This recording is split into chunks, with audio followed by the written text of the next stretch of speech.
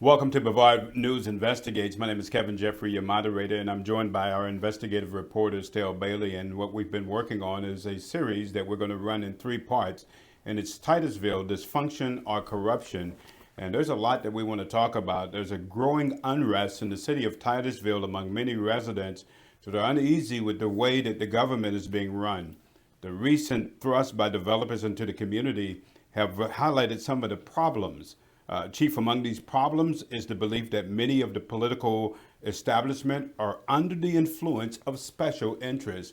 And you could see that come up in the last election where you could go to the Secretary of Elections website and you see that there's a lot of people that are being paid by your political elites. And so there was a stir during the last election about that. And a series of flyers were circulated also online called Connecting the Dots. And this caused quite a stir, and Follow the Money, and that one did as well. The flyers seem to connect groups of people together in the political business realm with the question as to whether there is a nefarious enterprise affecting the direction of Titusville. And so that's a question that we're going to kind of consider as we look at this series. The Secretary of Elections records reveal that developers and lobbyists heavily contributed to the election of 4 to 5 members on the Titusville City Council.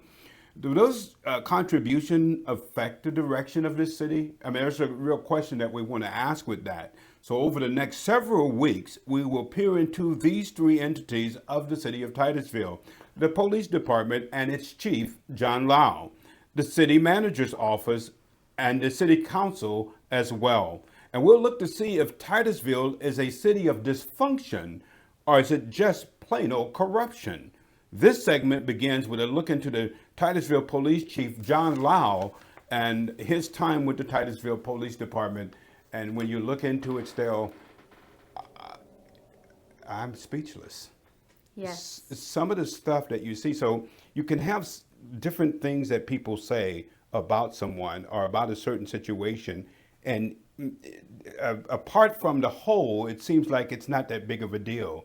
But when you look at it all together, it's astonishing. I mean, when you look at the record of Lau and some of the things that have happened under his watch. So let's start off and we'll go through the timeline of when did John Lau start? When did he begin here in the city of Titusville on the police department? He began his career in 1992 with the Titusville Police Department, and then in 2012, he was appointed the Chief of Police.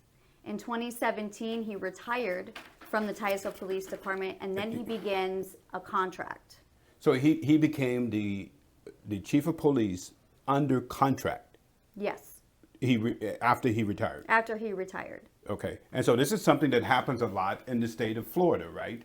In which people are able to retire and then actually gain more money by working under contract. Yes. Correct. Okay, so then what's interesting is his salary. Mm-hmm. So you looked into that, and Yes. just tell us about that. So in 2017, his salary started at $106,173. It's 143% higher than the average city of Titusville salary.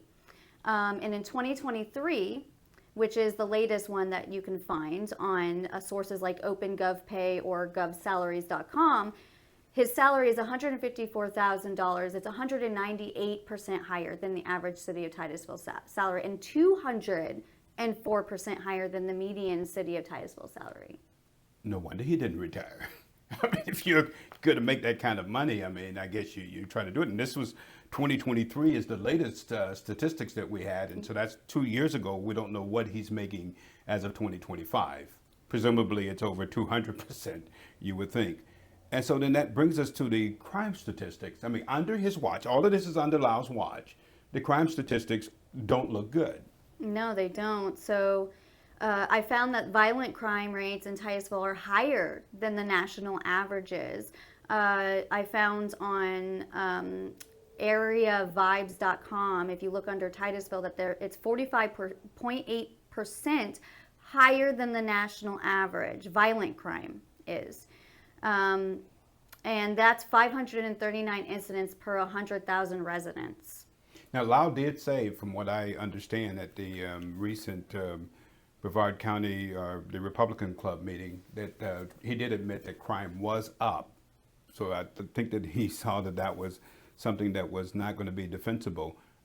But there are some other issues that we saw this past summer, issues that were raised, and no one in the city council, no one, Scott Larice didn't deal with it. He put up a video in attacking Connor's opponent, Vicky Conklin, in the mayoral race. Now, this was not a good thing because he was in uniform when he did this, presumably on city time, and using city employees. He was on there not only by himself, but with another uniformed officer as well. All of these are violations, right? Yes, so it actually breaks Florida Statute 104.31, which governs the political activities of state, county, and municipal employees. And the video actually ended up being removed on October 3rd, 2024, when it was brought to the city attorney's attention. But, so it was brought to the city attorney's attention. There was no statement made by the city about it. There was no statement from the city council at all. There was no statement made by his boss, Scott Larice. None. It was like it never happened. And so you're the chief of police. You break the law, and there's nothing. And so that's a data point, and that was a problem. And so then it didn't end there.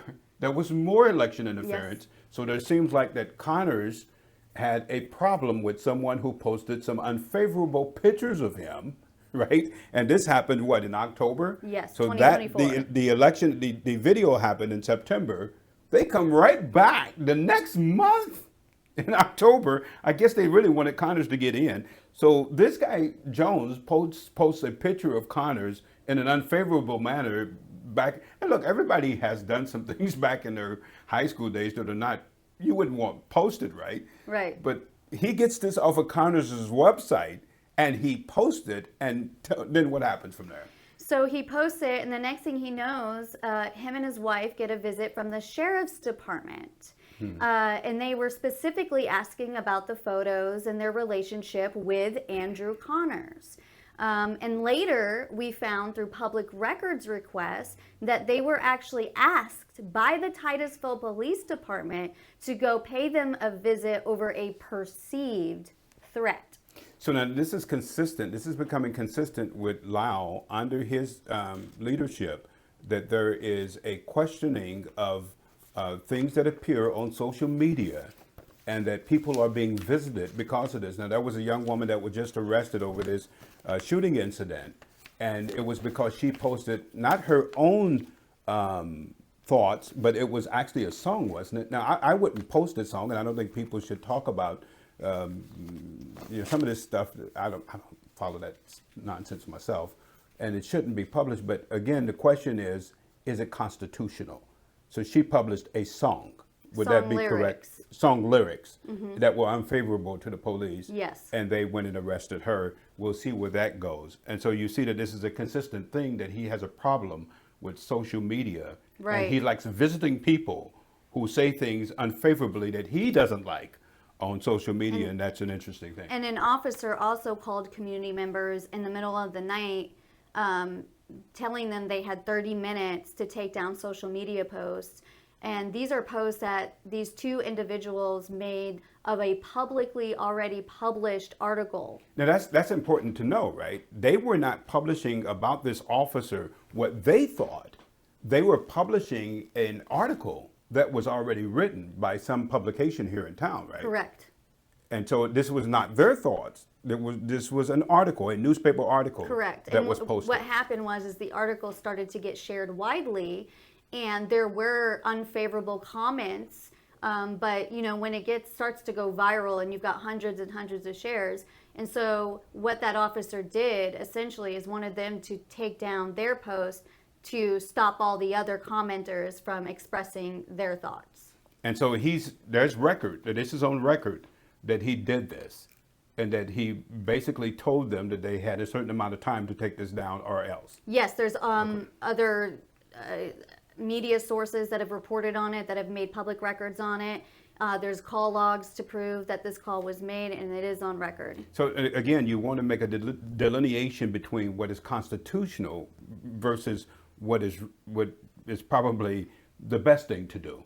Now, you might quibble over whether people should have posted this, but the question is whether this is constitutional. Right. And that's the question. Now, when you get into the timeline, under Lau's tenure, Well, there's other concerns too. Okay, so deal with those concerns first. Well, Lau's wife works for the state attorney's office. Which was a consideration in this prosecution of Vicky Conklin, right? So what happened in that situation was after the quote-unquote crime that was purportedly committed was that immediately there was a press conference and not an arrest, but there was an indictment, I guess you would say. And it so was that expedited. That was expedited. It has never happened for a misdemeanor, right? Mm-hmm. They did it very quickly, suspiciously quickly. And this is a fact that Lau's wife is a judicial assistant in the state's attorney's office. And so she's in Seminole, but the Seminole and the Brevard County are the same office. Yes, and there's been voiced concerns about, is there a conflict of interest here? And rightly so, particularly in that situation where there was such an expedited, and some of the legal people that have been involved said that they have never seen it happen. That it was expedited, a misdemeanor was expedited. I don't know, I guess if you went and shoplifted at Walmart, would you be expedited that quickly? I'm not sure. I don't know. And one last thing is, the violation of federal law by certain officers of his. There's a David system that they have. It's their own data system that they use to look up people's driver's license, their license plates.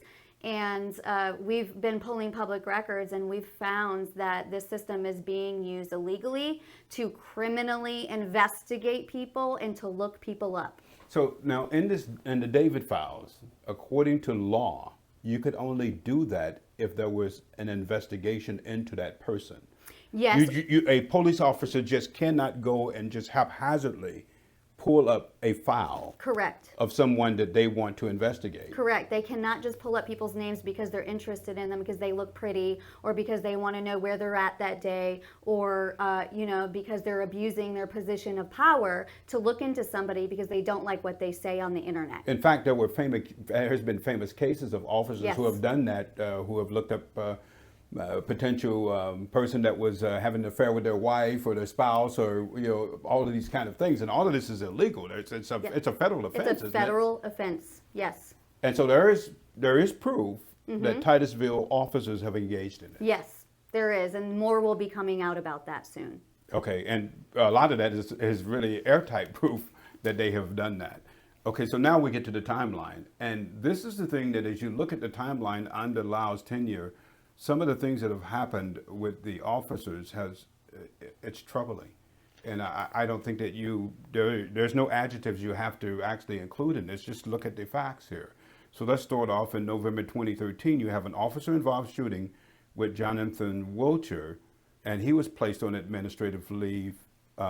3 officers were placed on administrative leave after firing at him. And then January 19th, 2014, an officer was caught distributing cocaine, and he was sentenced to 10 years in federal prison for the distribution of cocaine while possessing a firearm. September 7th, 2016, there's another officer-related shooting. Summer of 2017, you have 2 officers who resigned after purchasing 12 bags of cocaine. So within a 3-year period, you have several officers who find themselves afoul of the law over cocaine issues. Yeah, and the ones that were caught with the cocaine, you'll see this often in dysfunctional governments, where you'll start seeing a lot of people either resigning or retiring, and these officers resigned. They decided to resign because they were taken to Parish Medical Center to do a drug screening, and that's when they decided to resign. Okay. And so and we're not really even into, we're at 2017, and there's some other issues that have happened, and go ahead. December 27th, 2017, a resident was punched by an officer while handcuffed. Lau stated that there are no policy violations on the two detectives that did that, but that was caught on a viral video. And then on January 9th, 2018, residents went to the city council meeting, requested a police oversight committee review board, and Lau's response was, quote, "We have a review board. Anyone can contact my office," end quote. And so, do we know, is there an internal affairs in Titusville PD, TPD? Or do they? I do know that who you can investigate? request each officer's, you can make a public request for internal affairs on each officer to see what's on their file, including their you could do their personnel file. Now, who does those internal affairs? We need more information on that. So, is there an impartial look into what's going on with these officers? Is Lau the final arbiter of? Well, that's what he makes it sound like at this meeting. Like, you Okay. could just call me, I'll take care of this. And then if we go forward, that kind of unfolds in this timeline. Okay. So in February 27th on 2018, the next month later, Lau presents statistics at the 5:30 meeting. It's a special presentation, this is very interesting. So he says in 2017, they created a code in the system to extract information. They had 210 calls received to the police department that were unhappy with the result of a case with an officer's actions. Okay, so you following along? So 210 people complained. Yes, they called. Yes. Or what's it? So I wonder how they differentiated. So you see a number here, 77. How did they get it down to that number? 77 turned into an employee action report. That's when it's not resolved on a supervisory level. And then of the 77, now it goes down to 11. 11 reached the level of FDLE investigation process. And so we made public records to FDLE for every single one of their cases into Titusville Police Department. And that's And we're still waiting pending. we're waiting for that information. Yes. And so then from 2008 to 2018, this is just another data point, the Titusville Police Department terminated 34 officers, 24 of whom were terminated due to discipline. So do we know where this fits with regard to other cities this size? This is an extraordinary amount of police officers. Either you're making bad mistakes on the front end and not really considering the character of these officers, or something's gone wrong. Is the system corrupting them? What's happening here? That's a good question. In this same meeting, he claims that the two officers that were caught with the cocaine, the 12 bags of cocaine, it's because they went to the Orlando Academy and not the Melbourne Academy. That's the reason why they slipped through the cracks. So the Orlando Academy is lenient, more lenient? Is that what he's saying? I'm not sure what he's saying. I guess he's saying we'll that, have to check this, because I think Right. that he said a similar thing about the cop in a recent situation, but we'll double check that. Now, his quote is, "Bad cops do not survive, and if someone thinks there is one, that's when you call us and we look into it." And so we presumably whom? And does the citizens of Titusville trust to call the same people that they're fearful of or they have complaints about to investigate themselves? So still, before we get too far away, so tell me again, so the review board, which the citizens asked for, which was in January 2018, this was not instituted because of what? Because Chief Lau said that they're basically the review board. And so here we have it, and so 2018, and so we are now in 2025, so we're looking at 7 years ago that this could have been in place. Yes. But it was not in place because He this says was they're next. basically the review board. They look into themselves. Okay, so now we find ourselves where? So we're at, during the February 27, 2018 meeting, Chief Lau admits that there was a good old boys network back in the days in Brevard County. I Well, found that's that interesting. That's very interesting, because we keep talking about the book, The Good Old Boys of Yes. Brevard, but he says that those days are over. Yes, that's what he Okay. says at that meeting. And then so we fast forward to June 2020, where a constitutional auditor visited the city of Titusville, and his constitutional rights were violated. He was served with a trespass warning because he was carrying a rifle at Parish Park by the Max Brewer Bridge.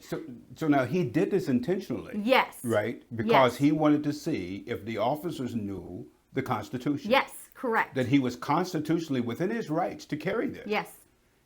And so you continue to see this, and again, going back to the internet issue, do you think that there's a problem with the officers being trained on the Constitution itself? It seems like there's a problem that they don't understand the constitutional rights of the citizens. I mean, this continues to come up. It does. The constitutional issues, the rights being violated that I've seen unfold through the timeline in recent events, it makes one wonder. I mean, you should be, you swear an oath to To uphold the yes, Constitution, right? Yes.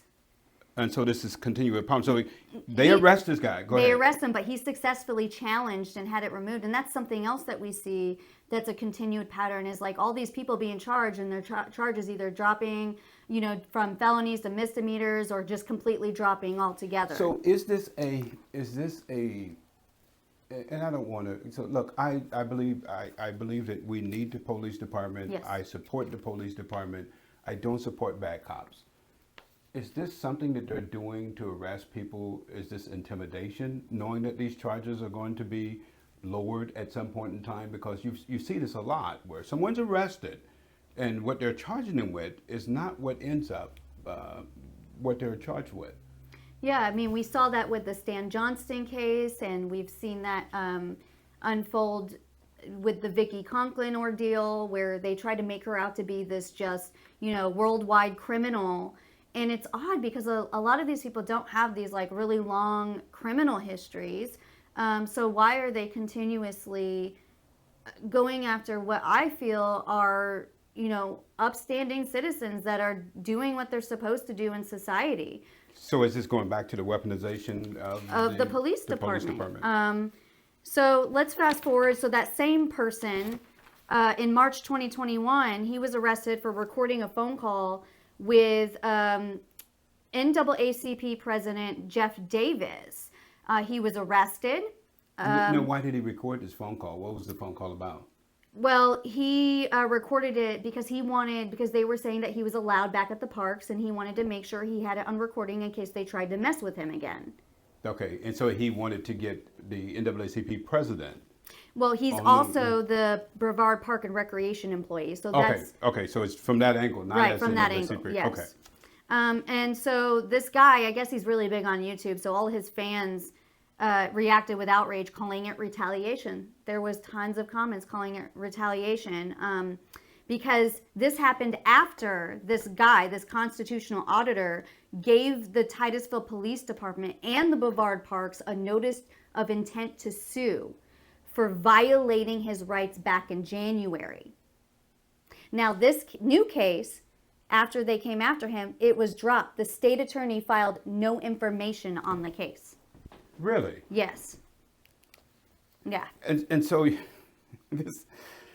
Okay, continue. So next, December 26, 2021, you have an officer-involved shooting, and the FDLE investigates that shooting, and they sentence the cop to 5 years of probation. And that just happened, that sentencing happened in December of 2024. And it was in that case that the judge stated that there was a serious problem with training in the Titusville Police Department. Yes. And to that end, the city council didn't address it.